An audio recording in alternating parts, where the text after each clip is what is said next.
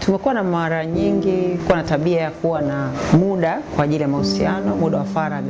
Mara nyingi tumetumia muda huu kuwa pamoja, lakini tunajikuta kwamba ile maana halisi ya kuwa pamoja inakuwa haipo, kwa sababu inawezekana kweli watu wanaonekana pamoja, wameamua kuwa na muda wa faragha kwa ajili ya wanandoa. Let's say labda mmeenda sehemu, mmetoka nje ya nyumba, mmeenda nje ya mji, lakini muda tunaotumia pamoja inatakiwa utumike kweli pamoja, kwa maana ya kwamba kila mmoja awepo pale physically and mentally.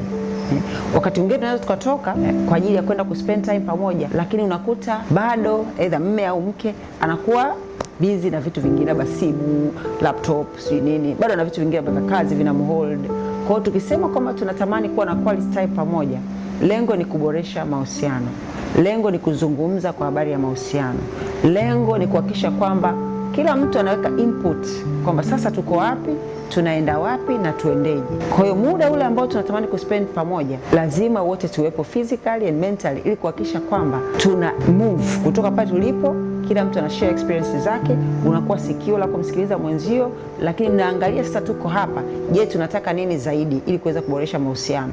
Kwa hiyo mtajikuta mnajadili kwa pamoja, mnazungumza, mnaona mfanye nini kwa ajili ya kuwa bora zaidi kwa stage nyingine inayofuata, ili mahusiano ya ndoa yasiendelee kuwa ni yale yale kila siku mpaka watu wakaboreka. Kwa hiyo mkipata muda wa kuongea, huyu akashare vya kwake na huyu akasema anavyovipenda, asivyovipenda, na mwisho wa siku mnajikuta mnaendelea stage nyingine huku mkiwa na furaha, na maisha tena hayawi boring, bali yanakuwa ni maisha ambayo kila mtu anafurahia, kila mtu anaona value ya ule muda ambao mmeutenga, na unatengeneza kumbukumbu, lakini mwisho wa siku mna connect.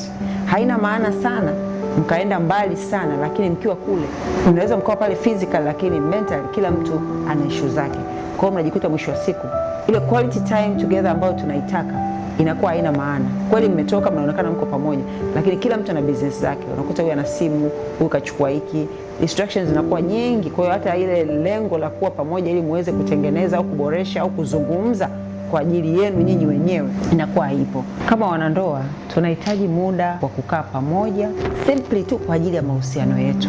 Sisi unatoa watoto, unatoa mambo mengine, unatoa kazi, sasa mnaamua kuwa na quality time pamoja. Kama mtaenda sehemu au mtachagua namna ambavyo mtafanya, lakini ule muda ambao mtaamua kukaa pamoja kama wanandoa, basi utumike kwa lengo la kuboresha mahusiano ya ndoa. Mara nyingi tunaweza tukawa na huo muda, lakini je, tunautumia vile inavyopaswa? Tukisema kuwa pamoja faragha kwa ajili ya kuboresha mahusiano, maanake kila mtu awe pale kuhakikisha kwamba anaweka input ili kutengeneza mahusiano bora endelevu kwa ajili ya baadaye, ili tuweze kuenjoy maisha ya ndoa.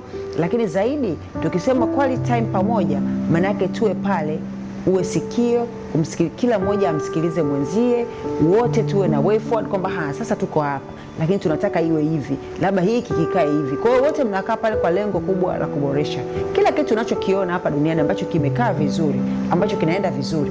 Lazima watu waliinvesti muda. Kwa hiyo hakuna mahusiano mazuri ambayo unataka yatokee tu. Lazima kuwe na wakati wa kujitafakari, lazima kuwe na wakati wa kupata feedback, tuko wapi, tunataka nini, na baada ya hapo sasa inakuwa njema sana kuendelea, kwa sababu kila mtu anakuwa sikio la mwenzake. Kama kuna mahali pa kuboresha, wanaboresha na wanaenda next stage wakiwa na furaha, ili ndoa isiwe boring, isiwe kitu ambacho kinamfanya mtu ahisi kuchoka.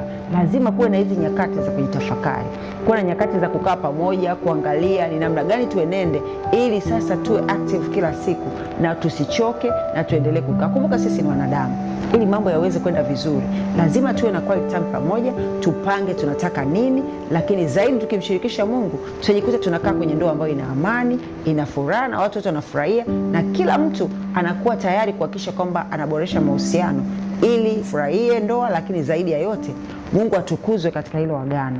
Na hapo utaona maisha yanakuwa mazuri, yanakuwa ni maisha ambayo communication inakuwa ni nzuri, kwa sababu watu wana muda wa kuweza kukaa pamoja, kuzungumza kwa habari ya ndoa yao, kuzungumza wapi waboreshe, wapi walienda vibaya, na mwisho wa siku unakuwa uhusiano ambao uko wazi, lakini ile connection ambayo imekusudiwa kwenye huo muda inapatikana, na Mungu anatukuzwa, na tunaendelea vyema na kufurahia agano la ndoa. Mungu alibariki neno lake.